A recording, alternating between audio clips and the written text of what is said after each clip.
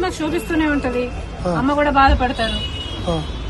ఈరోజు రాజశేఖర రెడ్డి బిడ్డ పోరాటం చేస్తుందంటే ఎందుకోసం చేస్తుంది?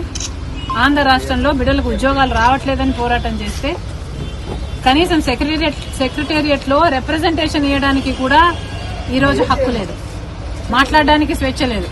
జర్నలిస్ట్ రాయాలన్నా కొట్లాడాలన్నా స్వేచ్ఛ లేదు. ఈ రోజు కనీసం సెక్రటేరియట్ లో రిప్రజెంటేషన్ తీసుకోవడానికి ముఖ్యమంత్రి లేడు, హోంమంత్రులు లేరు, డిప్యూటీ చీఫ్ మినిస్టర్లు లేరు, మంత్రులు లేరు, కనీసం సీఎస్ కూడా లేరంటారు. ఇక వీళ్ళకి ఏం చేతనైంది? పరిపాలన చేతనైందా? వీళ్ళకి స్పెషల్ స్టేటస్ తేవడం చేతనైందా? పోలవరం ప్రాజెక్టు పూర్తి చేయడం చేతనైందా? విశాఖ స్టీల్ ప్రైవేటైజ్ అయిపోతుంటే దాన్ని ఆపడం చేతనైతుందా? క్యాపిటల్ సిటీ కట్టడం చేతనైతుందా? కనీసం మెట్రో అన్నా తేయడం చేతనైందా? రైతులు ఆత్మహత్యలు చేసుకుంటున్నారు, అప్పుల పాలైపోతున్నారు, కనీసం పంట బీమా ఇవ్వడం కూడా చేత కాలేదు. బిడ్డలు ఆత్మహత్యలు చేసుకుంటున్నారు, ఉద్యోగాలు లేవు, నోటిఫికేషన్లు ఇవ్వడం కూడా చేత కాలేదు. రాజశేఖర రెడ్డి గారు వదిలి వెళ్లేసిన ప్రాజెక్టులు పూర్తి చేయడం కూడా చేత కాలేదు. మరి ఇదేనా రాజశేఖర రెడ్డి గారి వారసత్వం అంటే?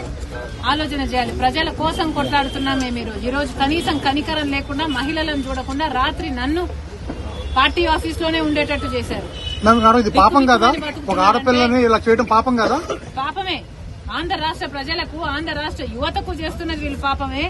ముఖ్యంగా ప్రతిపక్షాలు, జర్నలిస్టులు ఇంతగా కొట్లాడుతున్నా కూడా కొట్లాడ కనీసం వీళ్ళ చిత్తశుద్ధిని కూడా ఈ రోజు గౌరవించకుండా ఈ రోజు ఇట్లా గాయపరిచి. మేడం, మీ ఆర్కే గారు మళ్ళీ జాయిన్ అయ్యారు మంగళగిరిలో.